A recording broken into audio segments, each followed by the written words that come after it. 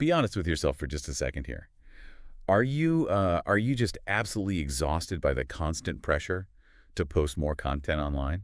Oh, I mean, who isn't these days? Right. Like you're trying to build your career, maybe launch a freelance business or, just get a promotion.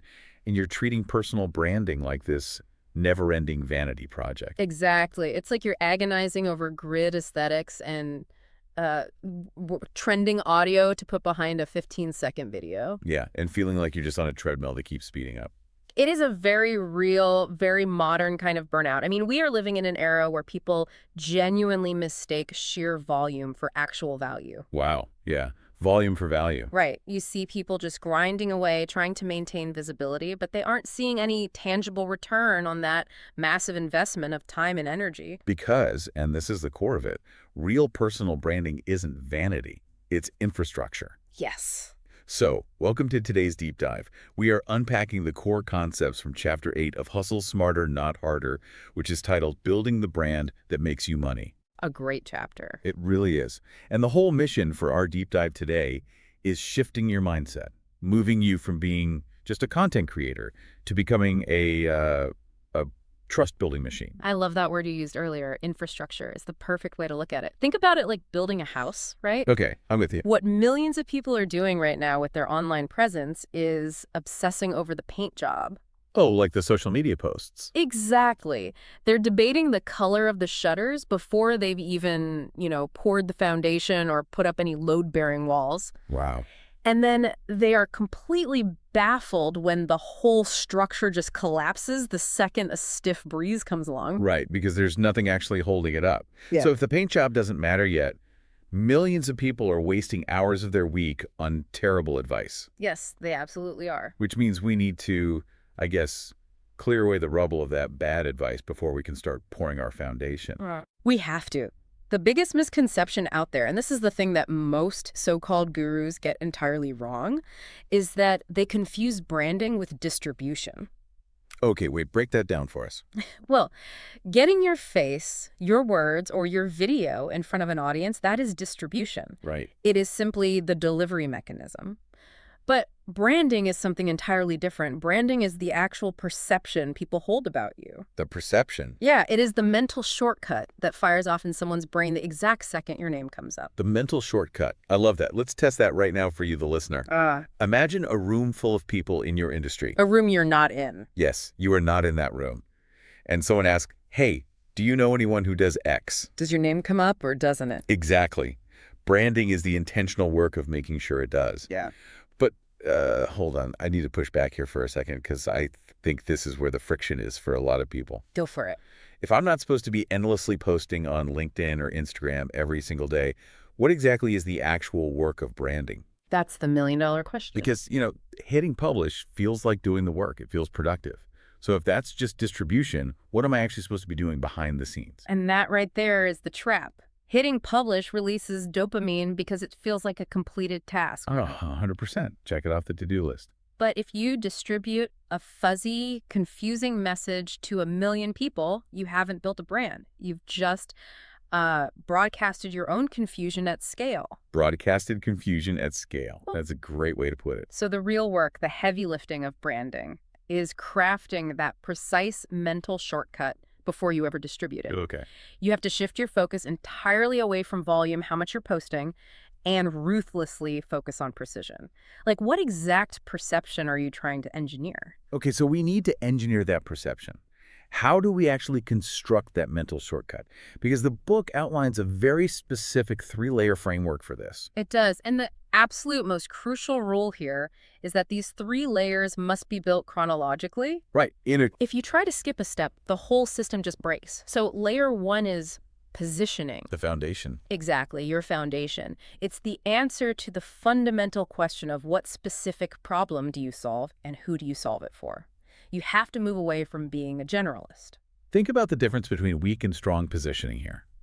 Weak positioning sounds like, oh, she does social media stuff. Right. Terrible. You hear that, and your brain instantly discards it because it's just too vague to categorize. It goes in one ear and out the other. But strong positioning. Strong positioning is like, she's the person who helps African e-commerce brands grow on Instagram.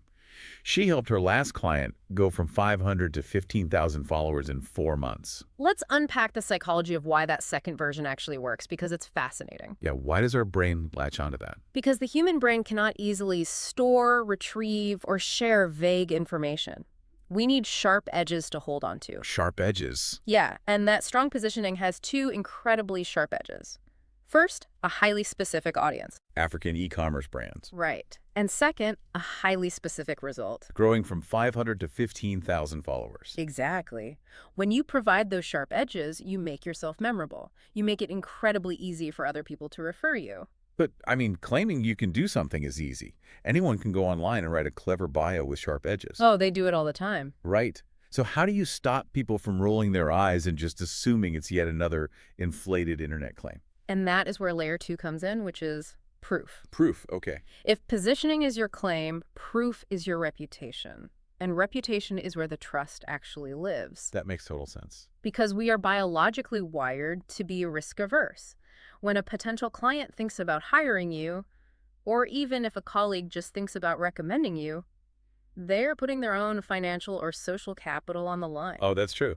If I recommend someone and they do a bad job, it makes me look terrible. Exactly. They need a safety net. Proof builds that safety net. And the book mentions there are 4 ways to build that net, right? Mm. First, obviously, are results. Like the concrete, measurable outcomes you've actually achieved. Right, the hard numbers. And second are testimonials, what other humans actually say about working with you. But the third one, I thought this was a fascinating process. Yes. Publicly documenting how you do your work. Why is that so effective? Process is incredibly powerful because it demystifies the black box of your service. Black box, right. Like if you're a designer, clients don't just want to see the final shiny logo. If you show them the sketches, the failed iterations, the strategy behind the final choice, you are proving your competence in real time. It makes a client feel safe because they know exactly what they are buying. Exactly. And the fourth form of proof is consistency, just showing up in your area of expertise over and over again. Just not disappearing for 6 months. Right. But among all of these forms of proof, there is one ultimate asset that just reigns supreme. A detailed case study. Yes. It is far better than a standard testimonial. Because a standard testimonial just says, this person is great to work with. Highly recommend. Right, which is nice, but a case study is an actual narrative arc.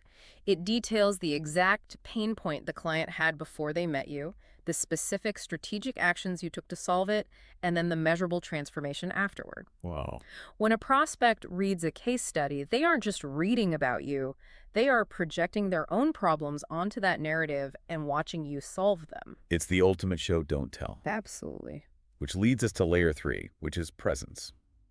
And notice that this is the final step. The very last one. Presence is where people find you. This is the distribution layer, where you finally take your positioning and your proof and make them visible to the world. But where do most people start? Right here. They skip layers 1 and 2 entirely. They are essentially trying to distribute a house that has no foundation and no walls. There's a perfect analogy for this from the book. Presence without positioning is noise. Positioning with presence is a brand. I love that quote. It's like, imagine buying the biggest, most expensive megaphone on the market, turning the volume up to max, and then just shouting absolute nonsense into it. That is exactly what skipping to layer 3 looks like. Right. It doesn't matter how loud you are. It doesn't matter how many followers you have or how often you post. If you have nothing coherent to say, you will not convert attention into trust. But once you have that structure in place, the positioning, the proof, and the presence, you have to figure out what that brand actually sounds like when it speaks through that megaphone. Oh, because a structurally perfect brand will still fail completely if it sounds, I don't know, robotic or totally inauthentic. Tone is everything. Your brand voice is the consistent personality that comes through your work. It's what makes a piece of content instantly recognizable as yours, even if your name is stripped off of it. Okay, so how do we find that voice? Because the author breaks down 5 main brand voice archetypes. Yes. And as we go through these, listeners, I want you to ask yourself, which one naturally aligns with how you communicate? So what's the first one? The first is the direct expert. This voice is completely devoid of fluff. It relies on tight frameworks and cold, hard facts. It's very authoritative. That sounds like it would be great for like finance or law? Exactly. High-stakes fields like corporate law or technical engineering where clients want absolute certainty, not small talk. Okay, got it. Then you have the relatable peer. This is kind of the opposite end of the spectrum, right? Totally the opposite. It's highly conversational, deeply vulnerable. This voice shares failures and struggles right alongside the massive wins. You see this heavily utilized in coaching, personal development, or even lifestyle spaces. Right, because the audience there needs to feel like you truly understand their personal journey. Makes sense. Okay, third is the creative contrarian. This archetype thrives on challenging conventional wisdom.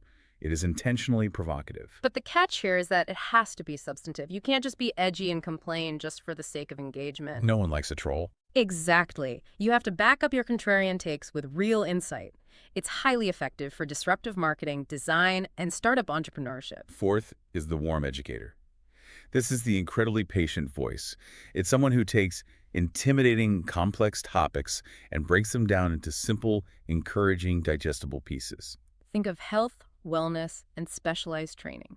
Okay, and the last one. Finally, we have the Data-Driven Analyst.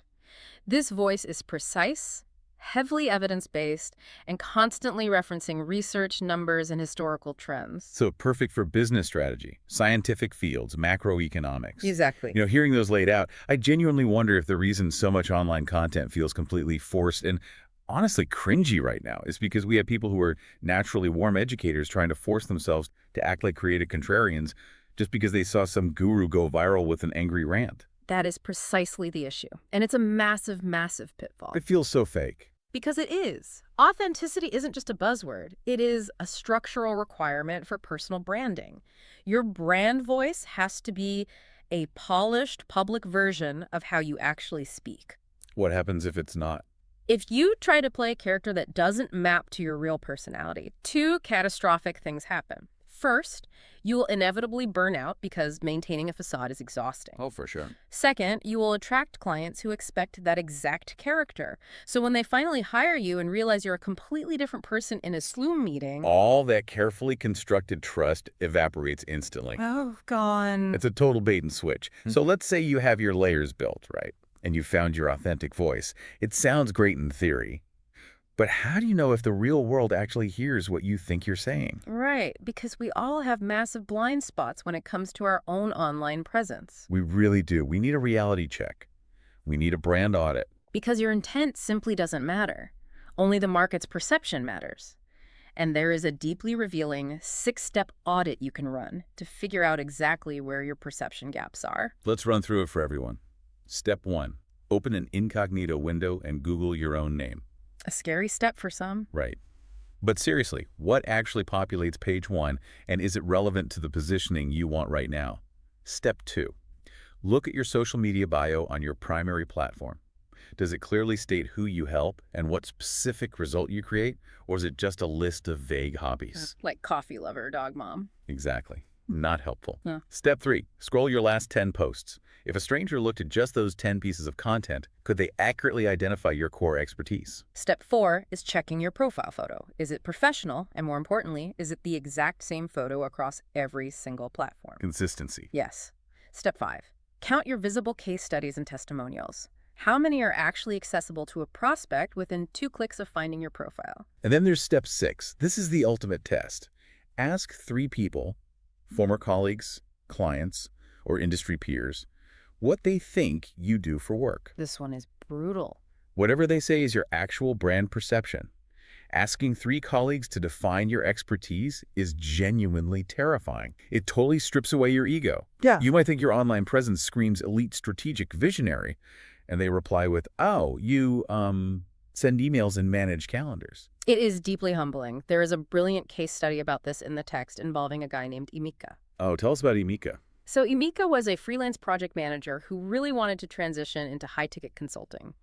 His LinkedIn had his title, a professional headshot, and he was constantly posting generalized content about productivity hacks and leadership lessons. Which, I mean, feels like the right thing to do. He was posting. He was distributing, but he bravely executed step 6 of the audit and asked 3 colleagues what they thought he did. 2 of them guessed he was in general management, and 1 literally said he did motivational stuff.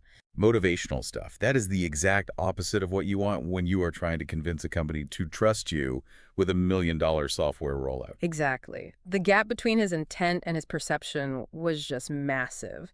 So Emika ran the full audit. He realized his presence was entirely vague noise. So what did you do? He stopped posting generic leadership quotes and completely rebuilt his foundation. He changed his bio to highly specific proof. It read, "I help tech startups launch products on time and under budget. 8 years, 40-plus projects, 0 missed deadlines." Wow, that is a masterclass in positioning. It really is. And he changed his content to focus exclusively on the gritty, behind-the-scenes realities of actual project management. The process. Yes. And by making that mental shortcut incredibly sharp, he completely changed his trajectory. 6 weeks later, he had 2 inbound freelance inquiries from his exact target demographic without making a single cold pitch. And what I love about this is that Emika wasn't a loud, extroverted influencer. He didn't start doing dances on TikTok. He just fixed his foundation, which completely destroys the most damaging myth about personal branding, I think. That it's only for extroverts who love being on camera. Oh, that myth holds so many people back. It's simple math, really. You can be the absolute best in the world at what you do, but if you do that incredible work in a vacuum and nobody knows about it, that work cannot grow your income or advance your career. True. Personal branding is not about performance art. It is strictly about being findable and credible to the right people. Findable and credible. Okay, so once you have that foundation, how do you scale it? Well, there are no shortcuts, but there are accelerators. Okay, so The first is speaking at events and on podcasts. When you are featured as a guest, you borrow the host's authority. oh, that makes sense. It signals a level of vetted credibility that self-promotion can never replicate. Pitch yourself to 5 podcasts in your niche this month. The barrier to entry is much lower than you think. Another powerful accelerator is long-form content. Right. Absolutely. Writing in-depth articles, comprehensive guides, or detailed newsletters demonstrates a depth of expertise that short-form content simply can't match. So it's not about 50 tweets a day. No, one incredibly valuable 2,000-word piece every month will vastly outperform 100 shallow, daily social media posts. It goes back to precision and depth over volume. Next is being consistently findable.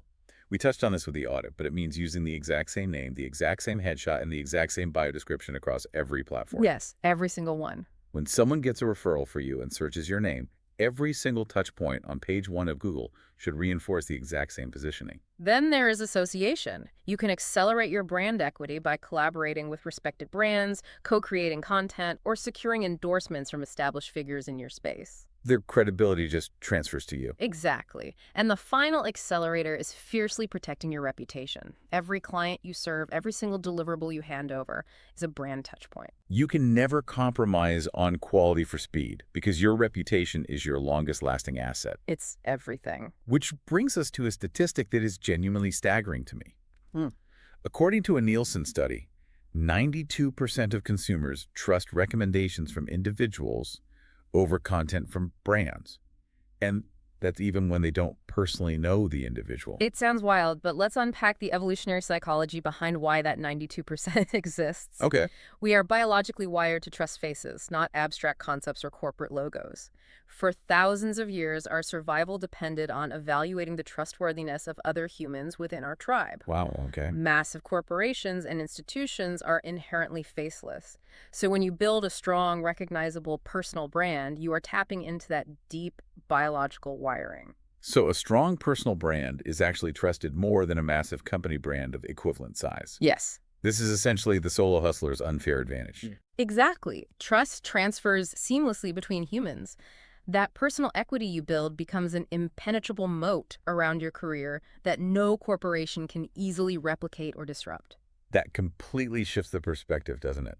From branding is a chore I have to do to branding is the greatest asset I will ever own. It is a massive mindset shift. As we wrap up this deep dive, there is a stark warning we need to leave you with from the book. You have a brand, whether you build it intentionally or not. You really cannot opt out of having a reputation. The only question is whether the default perception out there is working for you or actively working against you. Right. So we aren't just going to leave you with theory today. You have a very specific, actionable piece of homework. Time to put in the work. We want you to use a simple template to update your online bios right now. Here's the template. Your name helps specific audience achieve specific result through your unique approach. This simple clean. Fill in those blanks with sharp edges. Go update your LinkedIn, your Twitter, your portfolio site, because inconsistency is noise, but consistency is branding. It is the smallest change that yields the biggest structural integrity for your foundation. It really is. And I want to leave you with a final provocative thought. There is a powerful definition of selling we discussed today. Selling is not manipulation. It is matching a genuine solution to a real problem. A great definition. So I want to ask yourself, if you truly have skills that can solve real problems for people, if your expertise can genuinely help a business grow, or a project succeed, or a person improve their life, is hiding your brand out of this fear of self-promotion actually doing a massive disservice to the exact people who desperately need your help. Wow. If you don't pour the foundation, if you don't build the house, you can't invite anyone in from the cold. That is a phenomenal question to sit with. Stop obsessing over the paint job. Go pour your foundation. Thanks for diving deep with us today.